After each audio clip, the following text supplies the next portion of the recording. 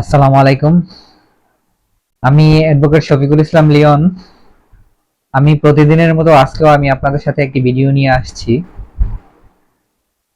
আজকে ভিডিওর মূল কথা হলো, কোনো সন্তান যদি তার মা বাবার কাছ থেকে প্রতারণাপূর্বক দলিল করে নেয়, তাহলে কি মা বাবা ওই দলিলটি বাতিল করতে পারবে কিনা। মূল কথার আগে আমি আপনাদের সাথে কয়েকটা রিকোয়েস্ট করব, সেটা হলো ভিডিওটা সম্পূর্ণ দেখার আগে আমার চ্যানেলটি সাবস্ক্রাইব করবেন এবং পরবর্তীতে কোনো দরকারে আপনারা আমার এই ভিডিওটি টাইমলাইনে রেখে দিবেন।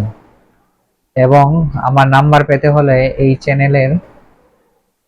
চ্যানেলটি ওপেন করে নাম্বার দেওয়া আছে, আপনারা নাম্বারটি নিতে পারবেন।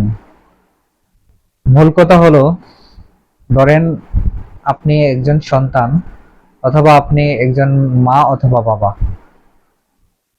অর্থাৎ কোনো সন্তান যদি তার মা অথবা বাবাকে বলে যে আমি তোমাকে দেখাশোনা করব যদি তুমি আমাকে এই জমিটি লিখে দাও।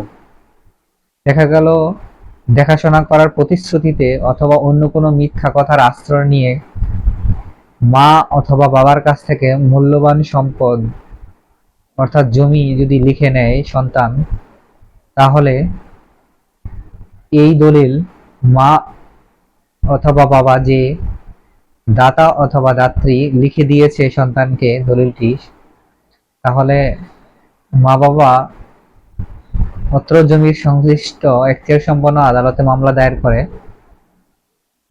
জমির জমির যে দলিল আছে এই দলিলটি বাতিল করে দিবে এবং যে সংশ্লিষ্ট সাব রেজিস্ট্রি অফিসে এই দলিলটি সম্পাদন করেছিল আদালত নোট প্রেরণ করবে। সেক্ষেত্রে মা অথবা বাবাকে প্রমাণ করতে হবে যে সন্তান কোনো প্রতারণার আশ্রয়ে এই দলিলটি সম্পাদন করেছিল। এই থেকে আমরা বুঝলাম যে কোনো প্রতারণাপূর্বক দলিল সৃজন করলে আদালত চাইলে এই দলিলটি বাতিল করে দিতে পারে। আরেকটা কথা মনে রাখবেন, যখন কোনো দলিল সম্পাদন করা হয়, এই দলিল যতক্ষণ পর্যন্ত আদালত কর্তৃক বাতিল না হয় ততক্ষণ পর্যন্ত দলিলটি কার্যকর হিসাবে গণ্য হয়। অর্থাৎ একটি দলিল একমাত্র সংশ্লিষ্ট আদালত, দেওয়ানি আদালত বাতিল করতে পারে। আমার এই ভিডিও নিয়ে কারো কোনো প্রশ্ন থাকলে এই ভিডিও কমেন্টে কমেন্ট করে জানাতে পারেন, অথবা দলিল সংক্রান্ত কারো কোনো জানার থাকলে আমাকে জানাবেন। আজকের মতো আমি রাখছি। আল্লাহ হাফেজ। আবার অন্য কোনো দিন অন্য কোনো ভিডিও নিয়ে আমি আপনাদের সাথে আসবো। আজকের মতো রাখছি। আল্লাহ হাফেজ।